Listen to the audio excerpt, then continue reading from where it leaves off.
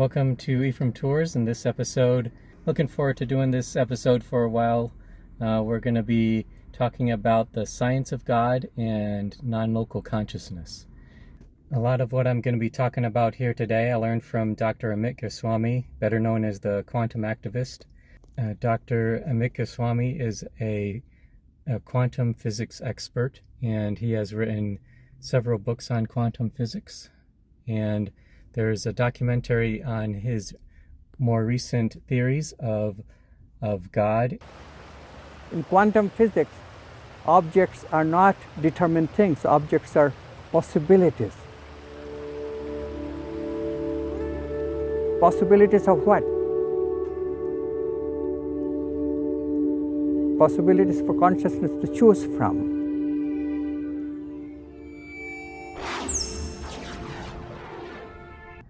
So this is pretty close to Hanover and Dartmouth. A lot of college students come here for their shopping. There's Books A Million. Barnes & Nobles is going to be going in pretty soon in the plaza just on the other side. And there's a lot of nice shopping here. Alright, I just need to get a few things here. Alright, I'm at Home Depot now. Gotta pick up some mulch. But anyways, the Quantum Activist asks, what is the nature of God? Can God be talked about in terms of science, which always analyzes, reduces things to other things? God is supposed to be this whole thing, whole enchilada? How can we ever talk about God in scientific terms, let alone try to find scientific evidence for God? I first saw the Quantum Activist in 2012. I was going through a faith crisis at the time. My father passed away a year before, and I found out some things about the religion I grew up in that shook my faith. My mom's spiritual teachings saved me. We just got a new cat from the Humane Society, and we planned a trip to visit my mom, and we were going to bring the cat.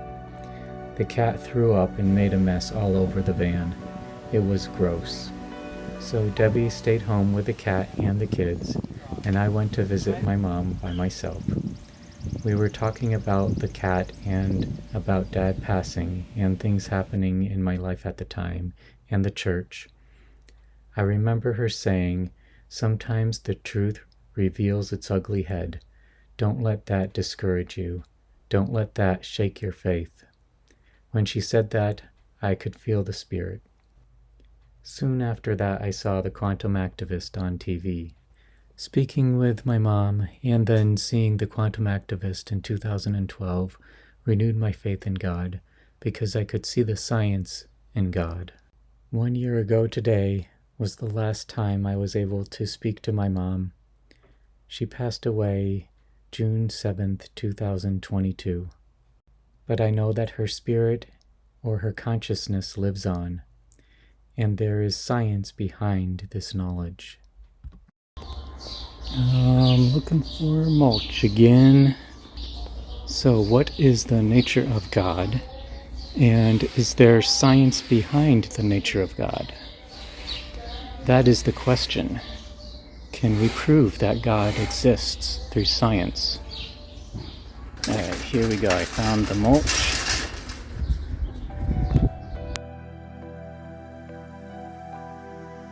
Okay, we're gonna put it around this tree.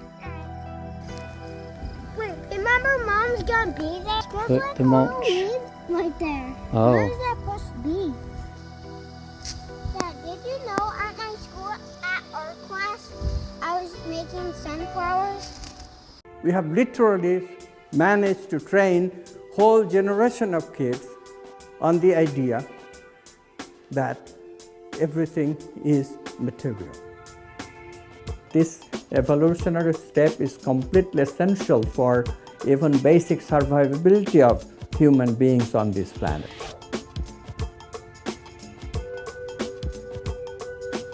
There is very definitive scientific evidence for the existence of God.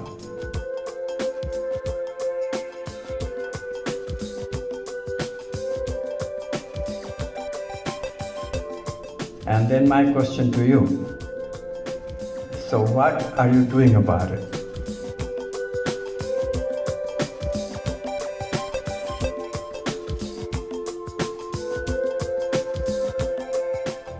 So I'm not going to get into the technicalities of quantum physics or quantum mechanics, and I'm only going to briefly touch on some of the things that the Quantum Activist reveals. But what I will share with you is my knowledge of what I know. I'll also share a link to the Quantum Activist so you can watch it yourself in the description. There's the physical, and then there's the spiritual, or consciousness. There are many layers that make up consciousness.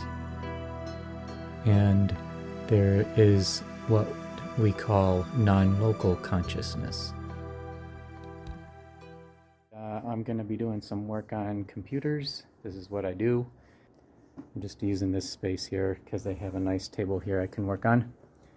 And we're just working on these computers here.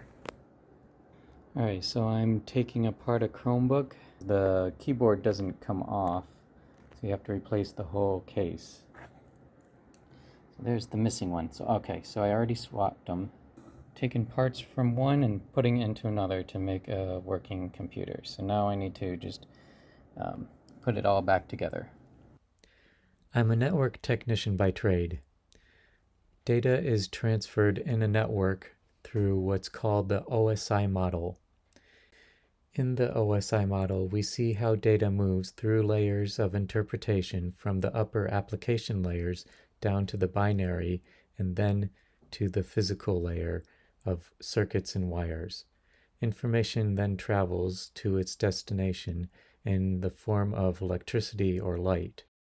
Binary metadata also is interpreted at the various network layers of the OSI model in order to make sure the information gets to its destination intact.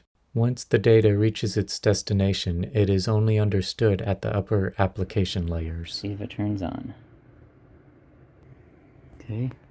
There is a similar pattern inside a computer with the upper software layers down to the physical layer and then back up. And it's lighting up.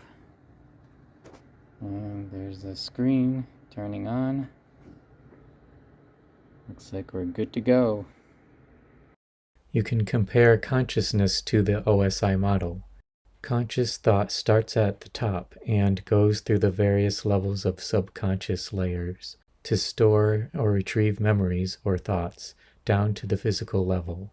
The brain signals travel through nerve cells and neurons at the physical level, and then back up to the subconscious or conscious level. Again, it doesn't start at the physical. It starts at a layer above. But where does consciousness begin? And when consciousness collapses each of these possibilities, we get sensing, thinking, feeling, and intuiting.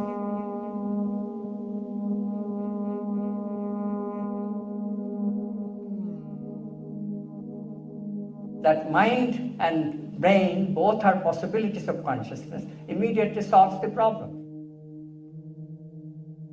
We have found the mediator. It's non-local consciousness which mediates the interaction of mind, brain, mind and physical, and the vital and the supramental. All are connected via consciousness. Animals also have a level of consciousness. But what about plants? What about trees? What about celestial bodies, such as the Earth or the universe itself? And what happens to our consciousness when we die?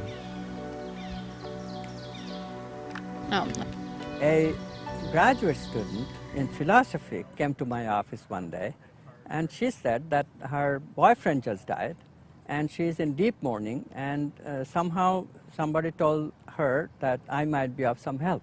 Now, what do I know as quantum physicist about helping somebody with mourning? I'm not a therapist, I'm not a psychologist, I know nothing about how to help people with grieving.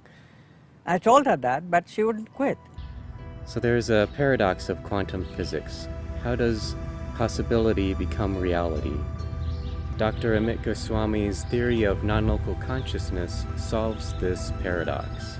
Quantum is the binary code of reality.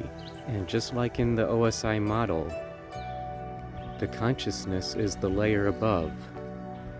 Consciousness is the ground of all being. And just like in the OSI model, data is transferable. The consciousness is transferable. When we die, our spirits join the ever-present non-local consciousness. In other words, the tree of life, or the flower of life. We are all connected to the non-local consciousness of God. This is the science behind the existence of God. I've said before, there are some things that science can't explain. So there are some things that science can't explain, but science and religion do come together. There is evidence of God. Every religion has a different perspective on God or the soul. Is there life after death? Are we resurrected? Is the soul eternal? What is the nature of God or the character of God?